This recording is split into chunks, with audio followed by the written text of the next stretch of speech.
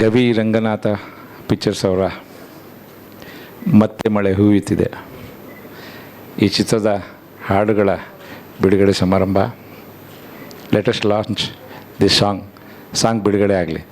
ಅವರು ಇವತ್ತಿನ ದಿವಸ ಪರಮವರು ಆ ಒಂದು ನಿಟ್ಟಿನಿಂದ ಬಂದು ಈಗ ಆ ಲೈನಲ್ಲಿ ಸಾರಿ ಈಗೊಂದು ಸಿನಿಮಾವನ್ನು ಮಾಡಿದ್ದಾರೆ. ಸದಾಶಿವ ಅವ್ರದ್ದು ಒಂದು ಸಣ್ಣ ಕಥೆಯನ್ನು ತೊಗೊಂಡು ಎಳೆಯನ್ನು ಇಟ್ಕೊಂಡು ಅವರೊಂದು ಸಿನಿಮಾವನ್ನು ಮಾಡಿದ್ದಾರೆ. ನಾನು ಹಾಡು ಅಂತಂದ್ರು ಟ್ರೈಲರ್ ಏನೋ ತೋರಿಸ್ತಾರೆ ಅಂತ ಅಂದ್ಕೊಂಡೆ. ಟ್ರೈಲರನ್ನು ತೋರಿಸಿಲ್ಲ, ಬರೀ ಹಾಡನ್ನು ತೋರಿಸಿದ್ದಾರೆ. ಹಾಡಿನಲ್ಲಿ ಸುಂದರವಾಗಿ ಛಾಯಾಗ್ರಹಣ ಮಾಡಿದ್ದಾರೆ, ಎಡಿಟಿಂಗು ಚೆನ್ನಾಗಿದೆ. ಆಮೇಲೆ ಮಳೆ ಆಗಿದೆ ಅಂದರೆ ಒರಿಜಿನಲ್ ಮಳೆಯಲ್ಲೇ ತೆಗೆದಿದ್ದಾರೆ ಅಂತ ಅಂದ್ಕೊಳ್ತೀನಿ ನಾನು. ಎಲ್ಲ ತೆಗೆದಿದ್ದಾರೆ ಅಂತ. ನಾವಾದರೆ ನಮ್ಮ ಟೈಮಿಗೆ ಮಳೆನ ನಾವು ತರಿಸ್ಕೋತೀವಿ. ನಾವು ಅವರೆಲ್ಲ ಒರಿಜಿನಲ್ ಮಳೆಗೆ ಕಾದು ಎಲ್ಲ ಶೃಂಗೇರಿ ಅನಿಸುತ್ತಲ್ಲ, ಶೃಂಗೇರಿ ಅಲ್ಲೆಲ್ಲ ಚಿತ್ರೀಕರಣ ಮಾಡ್ಕೊಂಡಿದ್ದಾರೆ.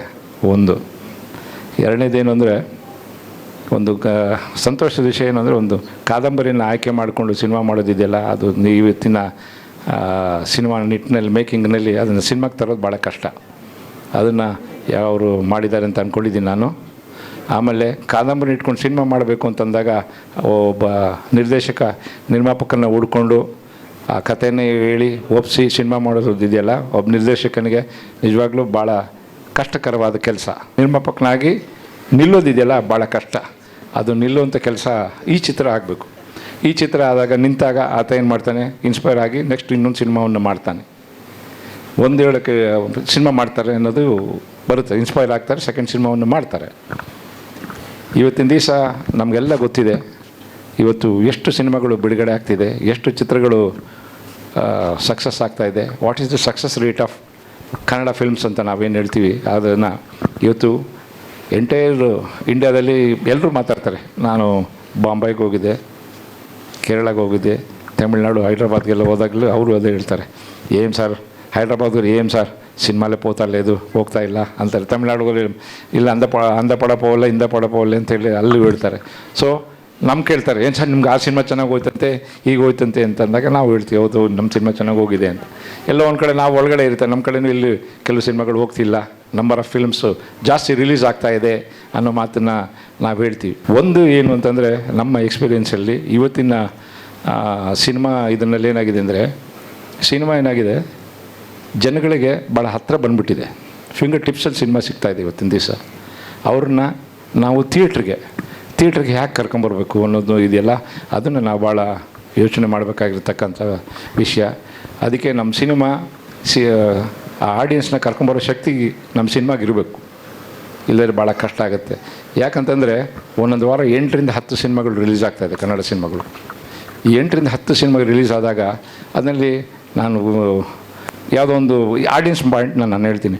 ಅವ್ರು ಹೇಳ್ತಾರೆ ಇಲ್ಲ ಸರ್ ಆ 2 ಸಿನಿಮಾ ಚೆನ್ನಾಗಿದೆ, 2 ಸಿನಿಮಾ ಚೆನ್ನಾಗಿದೆ ಅಂತ ಏನೋ ಒಂದು ಹೇಳ್ತಾರೆ ಅಂತ ಇಟ್ಕೊಳ್ಳಿ. ಅದರಲ್ಲಿ ಏನಾಗುತ್ತೆ, ಈ 8 ಸಿನಿಮಾಗಳೆಲ್ಲ ಮಧ್ಯದಲ್ಲಿ ಚೆನ್ನಾಗಿರೋ ಸಿನಿಮಾನು ಕೊಚ್ಕೊಂಡು ಹೋಗ್ತಾಯಿದೆ.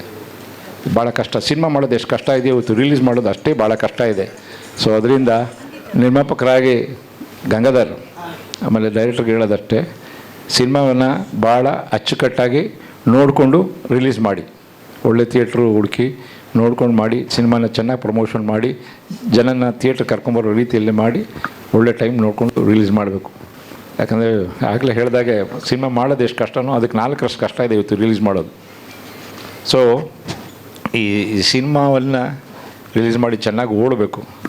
ಈ ಒಂದು ಮಾತನ್ನ ಹೇಳೋಕ್ಕೆ ಇಷ್ಟಪಡ್ತೀನಿ, ಒಳ್ಳೆ ಸಿನಿಮಾಗಳಿದ್ದಾಗ ಕೆಲವು ಟೈಮ್ ಚೆನ್ನಾಗಿ ಹೋಗ್ತದೆ ಅನ್ನೋದಕ್ಕೆ, ಆದ್ರೂ ಕೆಲವು ಕಡೆ ಥಿಯೇಟ್ರ್ಗಳಲ್ಲಿ ಓಡೋದಿಲ್ಲ.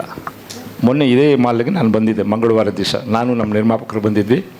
ಬಂದಾಗ ಒಂದು ಸಿನಿಮಾವನ್ನು ನೋಡಿದ್ವಿ. ನಾವು ನೋಡಿದ್ದು ನೋಡೋಣ ಸಾರಿ ಸಿನಿಮಾಗೆ ಅಂತೇಳಿ ಬಂದು ಟಿಕೆಟ್ ತೊಗೊಂಡ್ವಿ ಕೌಂಟ್ರಲ್ಲಿ.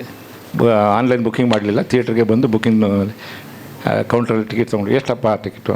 90 ರುಪೀಸು 99 ರುಪೀಸು ಅಂತ. 99 ರುಪೀಸಾ ಅಂತ ಕೇಳಿದೆ ನಾನು. ಇಲ್ಲ ಸರ್ ಹೌದು ಸರ್ ಅಷ್ಟೇನೆ 90 ರುಪೀಸ್ ಅಷ್ಟೇನೆ ಅಂತ. ಆಮೇಲೆ ಟಿಕೆಟ್ ತೊಗೊಂಡ್ವಿ. ನಾವು 4 ಜನ ಇದ್ವಿ, 4 ಜನ ಥಿಯೇಟ್ರಿಗೆ ಹೋದ್ವಿ. ಪಿಕ್ಚರ್ ತುಂಬ ಅದ್ಭುತವಾಗಿದೆ, ಚೆನ್ನಾಗಿದೆ. ಅದು ಆ್ಯಕ್ಚುಲಿ 2ನೇ ವಾರ, ಮಂಗಳವಾರ ದಿವಸ 4 ಗಂಟೆ ಶೋನಲ್ಲಿ ನೀವು ನಂಬೋದಿಲ್ಲ ಎಬೋವ್ 40 to 50% ಇತ್ತು ಕಲೆಕ್ಷನ್. ಸೊ ಅದನ್ನು ನಾವೇನು ಹೇಳ್ಬೇಕು, ನಾವು ಅಂಥ ಒಳ್ಳೆ ಸಿನಿಮಾವನ್ನು ನಾವು ಬೇರೆ ಕಡೆ ಅದನ್ನು ಇದೆಯಾ ಅಂತ ಬೇರೆ ಕಡೆ ಥಿಯೇಟ್ರ್ಗಳಿರಲಿಲ್ಲ. ಆ ಥರ ಏನಾಗುತ್ತೆ, ಕಿಲ್ಲಾಗಿ ಹೋಗ್ತದೆ ಸಿನಿಮಾಗಳನ್ನ, ಒಳ್ಳೆ ಸಿನಿಮಾಗಳನ್ನಾಗುತ್ತೆ. ಆಶೀರ್ವಾದ ಮಾಡಿದ್ದಕ್ಕೆ ಭಾಳ ಸಂತೋಷ ಇದೆ. ಮತ್ತೊಂದು ಸಂತೋಷ ಏನಂದರೆ ನಾಗಣ್ಣ ಅವರು ನಿಜವಾಗ್ಲೂ ತಂದೆಗೆ ತಕ್ಕ ಮಗ. ಯಾಕೆಂದರೆ ನಮ್ಮ ಕನ್ನಡ ಚಿತ್ರರಂಗಕ್ಕೆ ಬಂಗಾರದಂಥ ಚಿತ್ರ ಕೊಟ್ಟಂತಹ ನಿರ್ಮಾಪಕರಾದ ಲಕ್ಷ್ಮಣ್ ಅವರ ಸುಪುತ್ರರು ಇವರು. ಬಂಗಾರದ ಮನುಷ್ಯ ಕೊಟ್ಟಂಥ ಲಕ್ಷ್ಮಣ್ ಅವರ ಸುಪುತ್ರರು. ಹಾಗೆ ಬಲೆ ಹುಚ್ಚ ರಾಜ್ಕುಮಾರ್ ಅತಿ ಹೆಚ್ಚು ಚಿತ್ರಗಳನ್ನು ನಿರ್ಮಾಣ ಮಾಡ್ತಾ ಇದ್ದಂಥ ಅವ್ರ ತಂದೆಯವರು ರಾಜ್ಕುಮಾರ್ ಸಂಘಟನೆ ಕಟ್ಟೋದ್ರಲ್ಲೂ ಅವ್ರು ಮುಂದೆ ಇದ್ದರು ಸದಾ. ಹಾಗಾಗಿ ಪಾವನಗಂಗಾ ಅನ್ನೋ ಒಂದು ಸಿನಿಮಾ ಕೂಡ ನಿರ್ಮಾಣ ಮಾಡಿದರು. ತಂದೆಗೆ ತಕ್ಕ ಮಗ ಅನ್ನೋ ಹಾಗೆ ಅವರು ಕೂಡ ಇವತ್ತು ಬಂದು ನಮ್ಮ ಚಿತ್ರರಂಗದಲ್ಲಿ ನಾವು ಮಾಡ್ತಾ ಇರೋ ಒಂದು ಸಣ್ಣ ಪುಟ್ಟ ಕೆಲಸಗಳಿಗೆ ಅವರು ಸಹಕಾರ ಕೊಡೋ ಜೊತೆಗೆ ಆಶೀರ್ವಾದ ಕೂಡ ಮಾಡಿದ್ದಾರೆ. ವಿಷ್ಣುವರ್ಧನ್ ಅವರು ಅತಿ ಹೆಚ್ಚು ಚಿತ್ರಗಳನ್ನು ನಿರ್ದೇಶನ, ಕೋಟಿಗೊಬ್ಬ ಇರ್ಬೋದು, ಹಲೋ ಡ್ಯಾಡಿ, ಸಾಮ್ರಾಟ್ ಅಂತ ಚಿತ್ರಗಳನ್ನು ನಿರ್ದೇಶನ ಮಾಡಿದರು. ಉಪೇಂದ್ರ ಅವರು ಕೂಡ ಉತ್ತಮ ಚಿತ್ರ, ಮತ್ತು ದರ್ಶನ್ ಅವರಿಗೆ ಸಂಗೊಳ್ಳಿ ರಾಯಣ್ಣ ಅಂತ ಚಿತ್ರಗಳನ್ನು ಕೊಟ್ಟಂಥ ಗಣ್ಯರು. ನಮ್ಗೆ ಭಾಳ ಇವ್ರ ಬಗ್ಗೆ ನಮ್ಗೆ ಗುರು ಸ್ಥಾನದಲ್ಲಿ ನಿಂತ್ಕೊಂಡು ನಾವು ನಿಜವಾಗ್ಲೂ ಇವತ್ತು ಬಂದಿರೋದು ಭಾಳ ಸಂತೋಷ ಆಗುತ್ತೆ. ಗುರುಗಳಾಗಿ ನಾವು ಅವ್ರ ಆಶೀರ್ವಾದ ಬೇಡ್ತೀವಿ. ಭಾಳ ಸಂತೋಷ ಆಗ್ತೈತೆ. ಈ ಸಿನಿಮಾ ಒಂದು ಕಥೆ ಆಧಾರಿತವಾದದ್ದು. ಈ ಕಥೆಯನ್ನು ಬರೆದಂಥವರು 1977ರಲ್ಲಿ ಕನ್ನಡದ ಮಹತ್ವದ ಕಥೆಗಾರರಾಗಿದ್ದಂಥವರು. 1977ರಲ್ಲೇ ಈ ನಾಡನ್ನು ಬಿಟ್ಟು ಹೋದಂಥವ್ರು. ಆದರೆ ಅವರ ಕತೆ ಇವತ್ತಿಗೆ ಸಿನಿಮಾ ಆಗ್ತಾಯಿದೆ. ಅವರ ಆ ಕಥೆಯನ್ನು ಆಧರಿಸಿ ಒಂದು ಸಿನಿಮಾ ಮಾಡಬೇಕು ಅಂತ ಹೇಳಿ ಪರಮ್ ಗುಬ್ಬಿಯವರು ಮತ್ತು ಕಬಡ್ಡಿ ನರೇಂದ್ರ ಬಾಬು ಅವರು ಪ್ರಯತ್ನ ಪಟ್ಟಾಗ ಕಥೆಯ ಹಕ್ಕುಗಳನ್ನು ಪಡೀಲಿಕ್ಕೆ ಭಾಳ ಪ್ರಯತ್ನ ಪಡ್ತಾರೆ. ನಾನು ಹೇಳಿ ಕೇಳಿ ಸಿನಿಮಾದವನಲ್ಲ, ಒಬ್ಬ ಸಾಂಸ್ಕೃತಿಕ ಮತ್ತು ಸಾಮಾಜಿಕ ಪರಿಚಾರಕ. ಸಿನಿಮಾದ ಬಗ್ಗೆ ಅಗಾಧವಾದ ಒಲವು. ಶಾಲಾ ಕಾಲೇಜು ದಿನಗಳಲ್ಲಿ ದಿನಕ್ಕೆ 5 ಶೋಗಳನ್ನು ನೋಡಿದ ಉದಾಹರಣೆಗಳು ಕೂಡ ಇದೆ. 5 ಶೋಗಳನ್ನು ಕೂಡ ನೋಡಿದ್ದೇವೆ. ಶಿವರಾತ್ರಿ ಹಬ್ಬದ ದಿನ 5-6 ಶೋಗಳನ್ನ ನೋಡಿದ್ದೇವೆ. ಬೆಳಗಿನ ಜಾವ ಶೋಗಳು ಕೂಡ ನೋಡಿದ್ದೇವೆ. ಸಿನಿಮಾದ ಬಗ್ಗೆ ನಾನು ಹೆಚ್ಚು ಮಾತನಾಡಲಿಕ್ಕೆ ಹೋಗಲ್ಲ. ಕೆ ಸದಾಶಿವರವರ ಒಂದು ಕಥೆಯನ್ನು ಆಧರಿಸಿ ಒಂದು ಸಿನಿಮಾವನ್ನು ಮಾಡುವ ಹಂತಕ್ಕೆ ಹೋದಾಗ ಒಂದು ಕಥೆಯ ಹಕ್ಕನ್ನು ಪಡಿಬೇಕಾಗ್ತದೆ. ಯಾವುದೇ ಬರಹಗಾರನ ಒಪ್ಪಿಗೆಯನ್ನು ಪಡಿಬೇಕಾಗತ್ತೆ. ಆ ಸಂದರ್ಭದಲ್ಲಿ ಪರಮ್ ಗುಬ್ಬಿಯವರು ಮತ್ತು ಬಾಬು ಅವರು ಭಾಳ ಪ್ರಯತ್ನಪಟ್ಟು ಅವರ ಇಡೀ ಕುಟುಂಬದ ಹುಡುಕಾಟವನ್ನು ಮಾಡ್ತಾರೆ, ಪ್ರಕಾಶಕರನ್ನ ಹುಡುಕಾಟ ಮಾಡ್ತಾರೆ. ಕೊನೆಗೆ ಎಲ್ಲಿಯೂ ಅವರಿಗೆ ಸಹಕಾರ ಸಿಗೋದಿಲ್ಲ. ಕೊನೆಗೆ ಅವರು ಕೈ ಚೆಲ್ಲಬಹುದಾಗಿತ್ತು ಅಥವಾ ಕಳ್ಳಾಟ ಆಡಬಹುದಾಗಿತ್ತು. ಕೈ ಚೆಲ್ಲಬಹುದಾಗಿತ್ತು, ಆ ಕತೆ ಬಿಟ್ಬಿಡ್ಬೋದಾಗಿತ್ತು, ಅಥವಾ ಆ ಕಥೆಯನ್ನು ಇಟ್ಕೊಂಡು ಕಳ್ಳಾಟ ಆಡ್ಬೋದಾಗಿತ್ತು. ಹೇಗೆ ಆ ಕಳ್ಳಾಟ ಅಂದರೆ ತನ್ನದೇ ಕತೆ ಅಂತ ಹೇಳಿ ಬಿಂಬಿಸಿ 77ರಲ್ಲೇ ತೀರುವುದಂಥ ಒಬ್ಬ ಕಥೆಗಾರನ ಕಥೆಯನ್ನು ತೆಗೆದುಕೊಂಡು ತಮಗೆ ಬೇಕಾದಾಗೆ ಅದನ್ನು ತಿರುಚಿಯೋ ಅಥವಾ ಹೇಗೋ ಬೇಕೋ ಹಾಗೆ ಅದನ್ನು ಮಾಡಿಕೊಂಡು ಸಿನಿಮಾ ಮಾಡ್ಬೋದಾಗಿತ್ತು. ಆದರೆ ಅದನ್ನು ಮಾಡಲಿಲ್ಲ. ಅಂಥದ್ದೊಂದು ಕೃತಿಚೌರ್ಯ ಮಾಡಿದೆ. ಕಥೆಗಾರರ ಪ್ರತಿಭೆಗೆ ದ್ರೋಹ ಮಾಡಿದೆ. ಆ ಕಥೆಗಾರರ ಕುಟುಂಬವನ್ನು ಹುಡುಕ್ತಾ ಅವರ ಶ್ರೀಮತಿಯು ತೀರೋಗಿರ್ತಾರೆ, ಮಗ ಕೂಡ ತೀರೋಗಿರ್ತಾರೆ. ಮಗಳು ವಿದೇಶದಲ್ಲಿದ್ದಾಗ ಆಕೆಯೂ ಕೂಡ ಈ ಕಥೆಯ ಬಗ್ಗೆ ನಮಗೆ ಯಾವುದೇ ವ್ಯಾಮೋಹ ಇಲ್ಲ, ನೀವು ಸದುಪಯೋಗ ಮಾಡಿಕೊಳ್ಳೋದಕ್ಕೆ ನಮಗೆ ಯಾವುದೇ ತಕರಾರಿಲ್ಲ ಅಂತ ಹೇಳ್ತಾರೆ. ಶ್ರೀಯುತ ಕೆ ಸದಾಶಿವ ಅವರ ಕಾದಂಬರಿ ಆಧಾರಿತವಾದಂಥ ಮತ್ತೆ ಮಳೆ ಹುಯ್ಯುತ್ತಿದೆ ಅಂತಕ್ಕಂಥ ಸಿನಿಮಾದ ಟ್ರೇಲರ್ ಇವತ್ತು ಬಿಡುಗಡೆ ಆಗ್ತಿರುವಂಥದ್ದು ತುಂಬ ಸಂತೋಷವನ್ನು ತಂದಿದೆ. ಕಲೆಗೆ ಬೆಲೆ ಕಟ್ಟಲಿಕ್ಕಾಗಲ್ಲ. ಕಲೆಗೆ ತನ್ನದೇ ಆದಂಥ ಮೌಲ್ಯ ಇದೆ. ಕಲೆ ಆರಾಧಕನ ಸೊತ್ತು. ಯಾರು ಅದನ್ನು ಪ್ರೀತಿಸಿ ಗೌರವಿಸ್ತಾರೋ ಆ ಸ್ಥಾನದಲ್ಲಿ ಉನ್ನತಕ್ಕೆ ಬರ್ತಕ್ಕಂಥದ್ದಕ್ಕೆ ಸಾಧ್ಯ ಆಗ್ತದೆ. ಇವತ್ತು ಗಂಗಾಧರ್ ಅವರ ಪುತ್ರರಾದಂಥ ಲಿಖಿತ್ ಅವರೆಲ್ಲ ಸಂಗಡಿಗರು ಕೂಡ ಸೇರಿ, ಅದೇ ರೀತಿ ಚಿತ್ರನಟಿಯರು ಸೇರಿದಂತೆ ಒಂದು ಚಲನಚಿತ್ರ ಇವತ್ತು ಬಿಡುಗಡೆ ಆಗುವಂಥ ಒಂದು ಮಧ್ಯಮ ಹಂತಕ್ಕೆ ಬಂದಿರುವಂಥದ್ದು ಮುಗಿದಿದೆ. ಟ್ರೈಲರ್ ಬಿಡುಗಡೆಯಾಗಿ ಇನ್ನೇನು ತೆರೆ ಕಾಣುವಂಥ ಒಂದು ಸಂದರ್ಭ ಬಂದಿರುವಂಥದ್ದು ಕೂಡ ಸ್ವಾಗತಾರ್ಹವಾದಂಥ ವಿಚಾರ. ಹೀಗೆ ಡಾಕ್ಟರ್ ರಾಜ್ಕುಮಾರ್ ಅವರು ಇವತ್ತು ದೈಹಿಕವಾಗಿ ನಮ್ಮ ಮುಂದೆ ಇಲ್ಲ. ಆದರೆ ಅವರ ನಟನೆ, ಅವರ ಕಲೆ ಇವತ್ತು 7 ಕೋಟಿ ಕನ್ನಡಿಗರ ಹೃದಯಾಳದಲ್ಲೂ ಕೂಡ ಬೇರೂರಿದೆ ಅಂತಕ್ಕಂಥದ್ದನ್ನು ಹೇಳಲಿಕ್ಕೆ ಬಯಸ್ತಾಯಿದ್ದೀನಿ. ಏಕೆಂದರೆ ಅವರು ರಂಗಭೂಮಿಯಿಂದ ಮೇಲೆ ಬಂದಂಥ ಒಂದು ಬೇರು ನಟರಾಗಿರ್ತಕ್ಕಂಥದ್ದು. ಏಕೆಂದರೆ ನನಗೆ ತಿಳಿದಿರೋಂಗೆ ಹಣ ಇದ್ದವರೆಲ್ಲ ನಟರಾಗಲಿಕ್ಕಾಗಲ್ಲ, ನನಗೆ ತಿಳಿದಿರೋ ಒಂದು ಇದ್ರ ಪ್ರಕಾರ. ಏಕೆಂದರೆ ಆ ಕಲೆಗೆ ಯಾರು ಗೌರವಿಸ್ತಾರೋ ಆರಾಧಿಸ್ತಾರೋ ಅವರು ಉನ್ನತ ಮಟ್ಟಕ್ಕೆ ಬರ್ತಕ್ಕಂಥದ್ದಕ್ಕೆ ಸಾಧ್ಯ.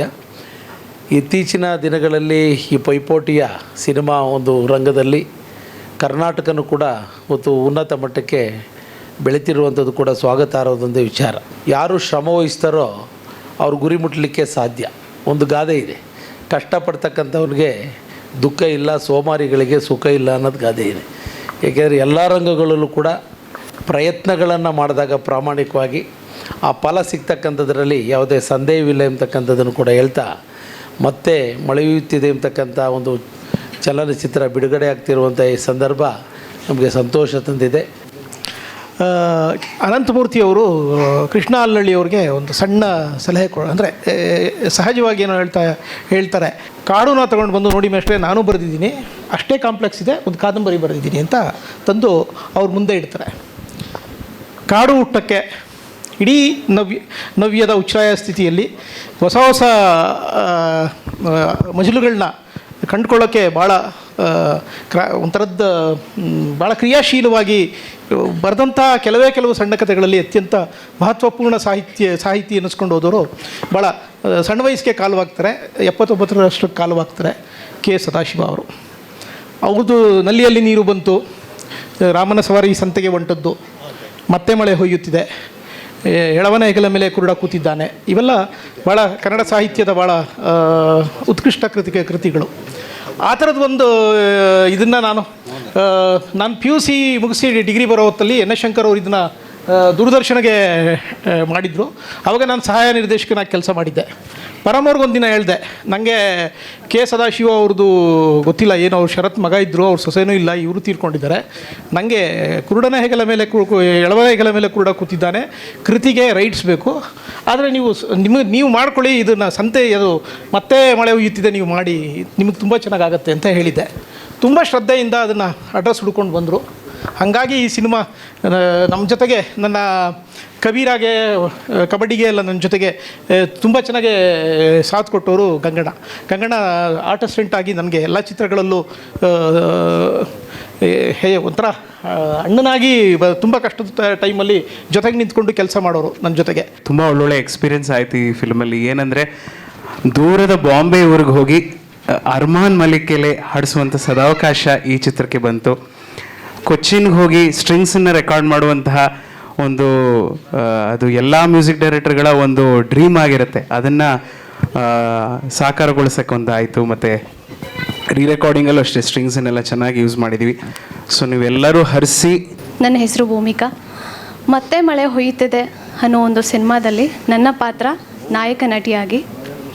ಸೊ ಈ ಒಂದು ಸಿನಿಮಾದಲ್ಲಿ ನಾನು ನಟಿಸೋದಕ್ಕೆ ತುಂಬ ಖುಷಿ ಇದೆ. ಯಾಕಂದರೆ I feel very proud, because ಇದೊಂದು ಸಾಹಿತ್ಯ ಆಧಾರಿತ ಕತೆ. ಈ ಥರದ ಒಂದು ಸಿನಿಮಾದಲ್ಲಿ ನಟನೆ ಮಾಡೋದಕ್ಕೆ ಸಿಗುವಂಥ ಪಾತ್ರಗಳು ಅಪರೂಪ. ಆ ಪಾತ್ರಗಳಲ್ಲಿ ನಂದೊಂದು ಪಾತ್ರ ಆಗಿರೋದಕ್ಕೆ I feel very proud and I very happy for that. And ಇವತ್ತಿನ ದಿನಕ್ಕೆ ನಾನು ತುಂಬ ಕಾಯ್ತಿದ್ದೆ, ಯಾಕಂದರೆ ಇವತ್ತು audio launch Narendra Babu sir ಬರೆದಿರುವಂತಹ ಒಂದು ಈ ಸಿನಿಮಾ ಟೈಟಲ್ ಆಗಿರುವಂತಹ ಮತ್ತೆ ಮಳೆ ಹೊಯ್ಯುತ್ತಿದೆ ಸಿನಿಮಾ. ಮತ್ತೆ ಮಳೆ ಹೊಯ್ಯುತ್ತಿದೆ ಈ ಒಂದು ಟೈಟಲ್ ಹೊಂದಿರುವಂಥ ಹಾಡು ಎಷ್ಟು ಚೆಂದ ಇದೆ ಅಂದರೆ, ನಾನು ಶೂಟಿಂಗ್ ಟೈಮಲ್ಲೇ ನಾನು ಅದನ್ನು ತುಂಬ ಎಂಜಾಯ್ ಮಾಡಿದ್ದೆ, ತುಂಬ ಇಷ್ಟಪಟ್ಟಿದ್ದೆ, ಮನಸ್ಸಿಗೆ ಹತ್ತಿರವಾಗಿದ್ದಂಥ ಸಾಂಗ್ ಅದು. ಈ ಒಂದು ಸಾಂಗ್ ಆವಾಗಲೇ ಆಗಿತ್ತು ಶೂಟಿಂಗ್ ಟೈಮಲ್ಲಿ. ಎಡಿಟಿಂಗ್ ಎಲ್ಲ ಆದಮೇಲೆ ಯಾವ ಥರ ಇದೆ ಅನ್ನೋ ಒಂದು ಕ್ಯೂರಿಯಾಸಿಟಿ ಇತ್ತು. ಸೊ ಇವತ್ತು ಈ ಸಾಂಗ್ ನೋಡಿದ್ಮೇಲೆ ತುಂಬ ಖುಷಿ ಆಯಿತು. ಒಂದೇ ಅಲ್ಲ, 2 ಸಾಂಗ್ ಕೂಡ ತುಂಬ ಚೆನ್ನಾಗಿದೆ. ಸೊ ಈ ಒಂದು ಸ್ಟೇಜ್ನಲ್ಲಿ ನಿಂತ್ಕೊಂಡು ಮಾತಾಡೋದಕ್ಕೆ ಕಾರಣ ಆದಂಥ ಎಲ್ಲರಿಗೂ thank you so much. Especially Narendra Babu sir, Param sir, ಹಾಗೆ ಸುಮಾ ಮ್ಯಾಮ್, ಗಂಗಣ್ಣ ಸರ್, ಎಲ್ರಿಗೂ ಥ್ಯಾಂಕ್ ಯು ಸೋ ಮಚ್. ವೇದಿಕೆ ಮೇಲೆ ನೆರೆದಿರುವಂಥ ಎಲ್ಲ ಗಣ್ಯರಿಗೂ ಹಾಗೆ ನೆರೆದು ಬಂದಿರುವಂಥ ನನ್ನ ಎಲ್ಲ ಆತ್ಮೀಯರಿಗೂ, ನನ್ನ ಪ್ರೀತಿಯ ಪತ್ರಕರ್ತರಿಗೂ ನನ್ನ ನಮಸ್ಕಾರಗಳು. ನನ್ನ ಹೆಸರು ಸುಲಕ್ಷ. ಮತ್ತೆ ಮಳೆ ಹೊಯ್ಯುತ್ತಿದೆ ಸಿನಿಮಾದಲ್ಲಿ ಕಸ್ತೂರಿ ಪಾತ್ರ ನಾನು ಮಾಡಿದ್ದೀನಿ. ಆದಿಗೂ ಅಂತ್ಯಕ್ಕೂ ಹೆಣ್ಣೇ ಕಾರಣ ಅಂದ ಹಾಗೆ ಕಸ್ತೂರಿ ಪಾತ್ರ ತುಂಬ ಚೆನ್ನಾಗಿ ಹಿಡಿದಿಟ್ಟಿದ್ದಾರೆ ಅಂತ ಹೇಳ್ಬೋದು ನಮ್ಮ ನಿರ್ದೇಶಕರು, ನಿರ್ಮಾಪಕರು, ನಮ್ಮ ಬಾಬು ಸರ್ ಅವರು. ಆ ಪಾತ್ರ ನನಗೆ ಹೇಗೆ ಬಂದಿದೆ ಅಂತಂದರೆ, ಆ ಪಾತ್ರನೇ ನನಗೆ ಆಯ್ಕೆ ಮಾಡ್ಕೊಂಡಿದೆ ಅಂತ ಹೇಳೋಕ್ಕೆ ಇಷ್ಟಪಡ್ತೀನಿ ನಾನು. ಅಷ್ಟು ಸುಂದರವಾಗಿ ಬಂದಿದೆ. ಮತ್ತು ಮಳೆ ಅಂತ ಬಂದಾಗ ಇವಾಗ ಚಳಿಗಾಲ ಮುಗೀತು, ಬೇಸಿಗೆಗಾಲದಲ್ಲಿ ಹೆಜ್ಜೆ ಇಟ್ಟಿದ್ದೀವಿ. ಈ ಬೇಸಿಗೆಗಾಲದಲ್ಲಿ ಮತ್ತೆ ಮಳೆ ಹೊಯ್ಯುತ್ತಿದೆ ಸಿನಿಮಾದ ಹಾಡುಗಳನ್ನು ಕೇಳಿಸಿ ನಿಮ್ಮ ಕಿವಿಗೆ ಒಂದು ಸ್ವಲ್ಪ ತಂಪು ಮಾಡಿದಾರಂತ ಹೇಳೋಕ್ಕೆ ಇಷ್ಟಪಡ್ತೀನಿ ನಾನು. ಮಳೆ ಅಂತ ಬಂದಾಗ ಎಲ್ಲ ಪ್ರಕೃತಿ ಆಗಿರ್ಬೋದು, ರೈತರಿಗಾಗಿರ್ಬೋದು, ನಮ್ಮೆಲ್ರಿಗೂ ಹಬ್ಬದ ವಾತಾವರಣ ಇರುತ್ತೆ. ಎಲ್ಲ ಕಡೆನೂ ಹಚ್ಚು ಹಸಿರಾಗಿರುತ್ತೆ. ಅದೇ ರೀತಿಯಿಂದ ಸಿನಿಮಾ ಮಾಡಿದಾಗ, ರಿಲೀಸ್ ಆಗಬೇಕಾದಾಗ ನಮಗೂ ಹಬ್ಬದ ವಾತಾವರಣನೇ ಇರುತ್ತೆ. ನಮ್ಮ ಸಿನಿಮಾ ಮತ್ತೆ ಮಳೆ ಹೋಯ್ತಿದೆ, ರಿಲೀಸಿಗೆ ರೆಡಿಯಾಗಿದೆ. ಹಬ್ಬದ ವಾತಾವರಣಕ್ಕೆ ತಾವೆಲ್ಲರೂ ಬಂದಿದ್ದೀರಾ. ತುಂಬ ಹೃದಯದ ಧನ್ಯವಾದಗಳು. Thank you. ನಮ್ಮ ಚಿತ್ರದಲ್ಲೂ ಒಂದು ಪಾತ್ರ ಇದೆ, ರಂಗನಾಥ್ ಅಂತ. ಆ ವ್ಯಕ್ತಿಯ ಪರ್ಸ್ಪೆಕ್ಟಿವ್ ಏನಿದೆ ಪ್ರೀತಿ ಬಗ್ಗೆ, ಅದೇ ಈ ಸಿನಿಮಾ. ಈ ನಮ್ಮ ಚಿತ್ರದ ಮೂಲ ಕಥೆ ಬಂದು ಕೆ ಸದಾಶಿವ ಅವರ ಸಮಗ್ರ ಕಥೆಗಳು ಅನ್ನೋ ಪುಸ್ತಕದಿಂದ ಆಯ್ಕೆ ಮಾಡಿಕೊಂಡಿರೋದು. ಇವತ್ತಿನ ಈ ಸಂದರ್ಭದಲ್ಲಿ ಕೆ ಸದಾಶಿವ ಅವ್ರನ್ನ ನೆನೆಸ್ಕೊಳ್ತಾ ಅವ್ರಿಗೆ ಕೃತಜ್ಞತೆಗಳನ್ನ ಹೇಳಲಿಕ್ಕೆ ಬಯಸ್ತೀನಿ. ಹಾಗೆ ನಮ್ಮ ಇವತ್ತಿನ ಈ ಕಾರ್ಯಕ್ರಮದ ನಾಯಕ ಅತಿಶಯ್ ಜೈನ್ ಅವರು ಭಾಳ ಒಳ್ಳೆ ಹಾಡುಗಳನ್ನ ಕೊಟ್ಟಿದ್ದಾರೆ. ಸಿನಿಮಾದಲ್ಲಿ 2 ಸಾಂಗ್ ಇದೆ, ಕತೆಗೆ ಪೂರ್ವಕವಾಗಿದೆ, ಹಾಗೆ ಬ್ಯಾಕ್ಗ್ರೌಂಡ್ ಸ್ಕೋರ್ ಕೂಡ ಚೆನ್ನಾಗಿ ಮಾಡಿದ್ದಾರೆ. So all the very best ಈ ಸಿನಿಮಾಗೂ ಕೂಡ ಅಂತ ಹೇಳ್ತಾ thank you so much sir.